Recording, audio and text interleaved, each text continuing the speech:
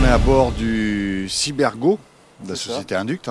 Vous pouvez nous expliquer un petit peu la société Induct? Alors Induct, c'est une société de robotique appliquée à l'automobile. En gros, on développe des softwares pour automatiser les véhicules. On a démarré en développant des systèmes de gestion de flotte automobile qui permettent aux véhicules de communiquer en temps réel avec des serveurs pour relever de l'information.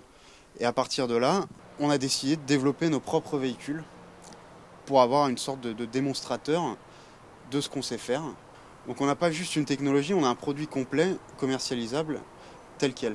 Donc là, c'est vraiment le premier, ici, on est assis dans le premier véhicule, le Cybergo qui est sorti. Alors ça, c'est la troisième édition. Le troisième prototype, qui est légèrement évolué par rapport au premier. C'est destiné au dernier kilomètre, à la fin du trajet. Il y a beaucoup d'endroits où on peut prendre le métro, le RER, le bus, et ça nous amène là où on veut. Mais souvent, il y a un petit nombre de personnes qui a besoin de parcourir 1 ou 2 kilomètres pour arriver à leur destination finale. Et c'est là qu'on intervient. On fait vraiment la mobilité du dernier kilomètre. Donc là, c'est un véhicule qui est totalement autonome. Totalement. Il ne nécessite aucune infrastructure extérieure. Il est complètement autonome et il s'adapte à l'environnement qui vient à lui. Et donc les derniers développements que vous venez de faire, c'est ce que l'on peut voir un petit peu en face, c'est ça? C'est ça, c'est notre solution de parking. Et je vais vous expliquer comment ça marche, c'est un peu différent de ça. C'est-à-dire que tous les capteurs ne sont pas dans les voitures.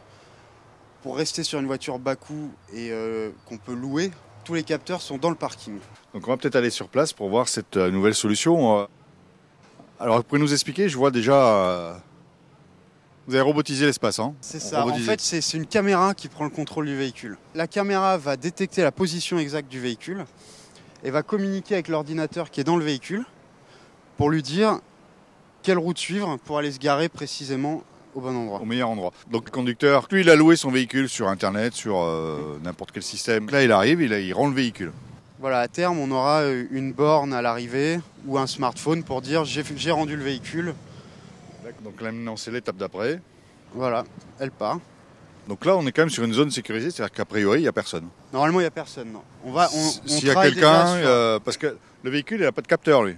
Non, alors ce qu'on a l'intention de faire c'est de rajouter des capteurs dans le parking, par exemple des détecteurs de mouvement pour alerter si quelqu'un est là pour faire l'entretien, des choses comme ça. Donc là on avait arrivé le véhicule, donc là le logiciel lui a communiqué l'emplacement. Exactement.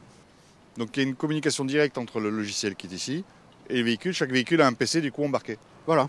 Les véhicules ont un petit ordinateur et communiquent en temps réel avec un serveur qui est relié à la caméra et qui permet à la caméra de donner les instructions au véhicule. Donc là le véhicule est garé, ils sont bien l'un contre l'autre, il n'y a pas besoin d'ouvrir la portière, on ne va pas esquinter le véhicule d'à côté. Exactement.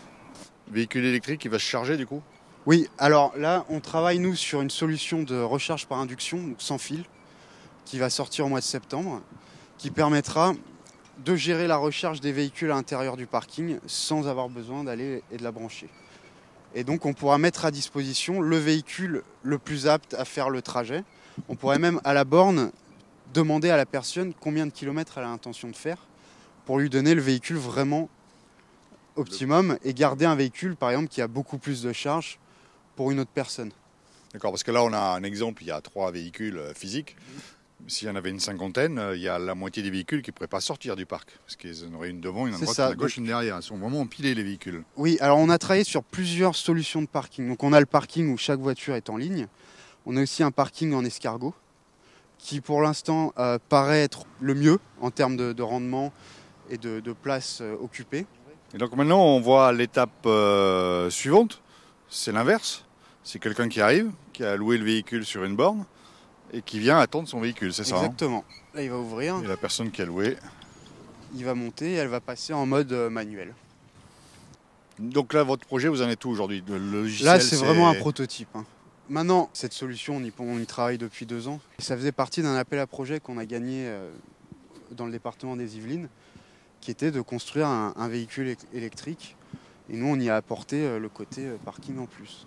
Les softs, c'est pratiquement ce qu'on a dans l'autre véhicule, à des détails près. L'objectif, c'est quand? Je dirais printemps 2013, je pense qu'on serait capable de commercialiser le parking.